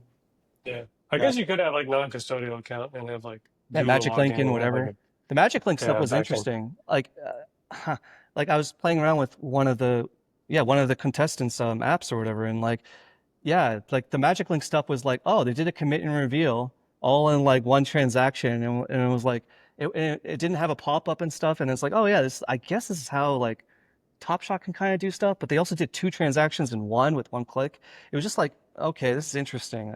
I Shop doesn't do commit reveal.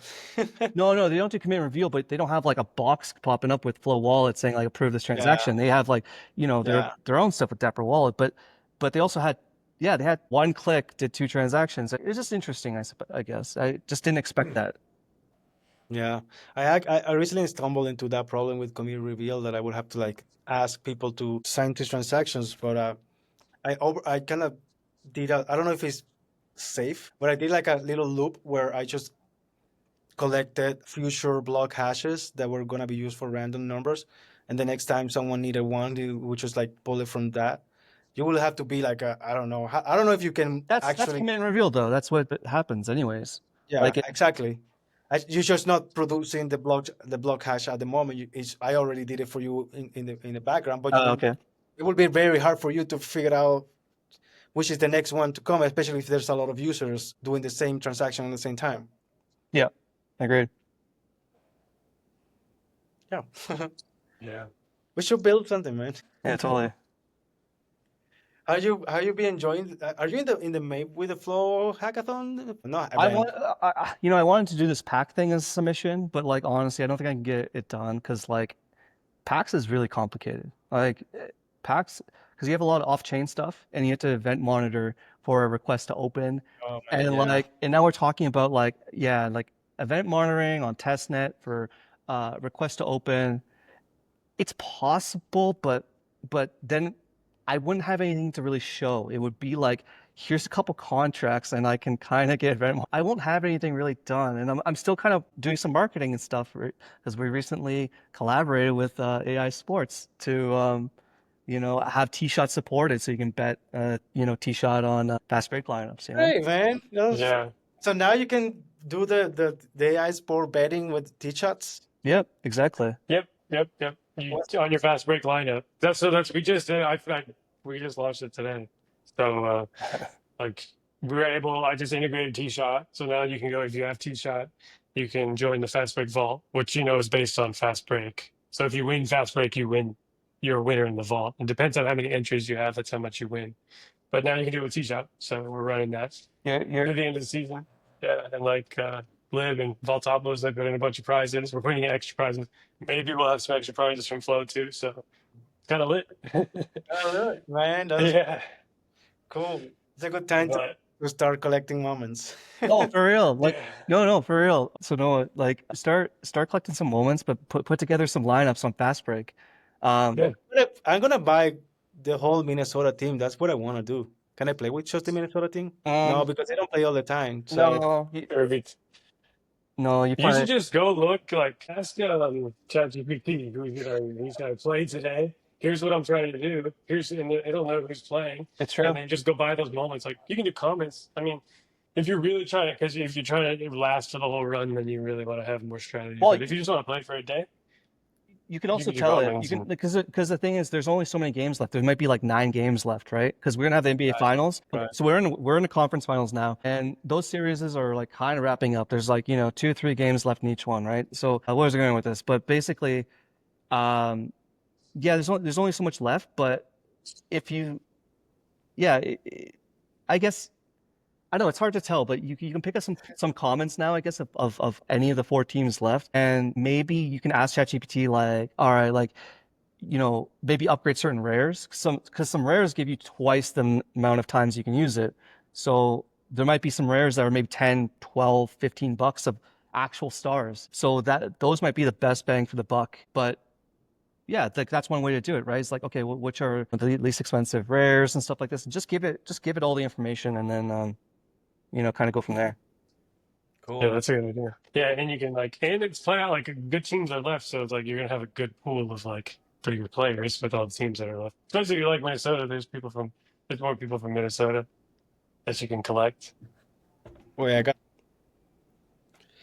I'm getting a message from Nando telling me that I should chill off with the whole ETH Denver thing. Yeah. Well, maybe you have to. Everybody's telling me to shut up, basically.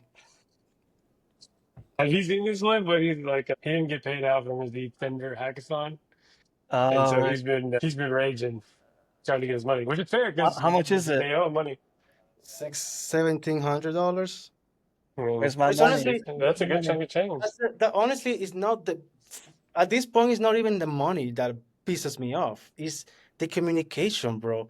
They haven't told me what's wrong with my application. They never sent me, they took 3 months to tell me anything at all of what's going on. If it's not because of Flo, if it's not because of Nando that knows somebody from inside the Ether, I never find out that there's something wrong with my application. So if I never find out that there's something wrong with my application, how am I gonna fix it to get in the next batch?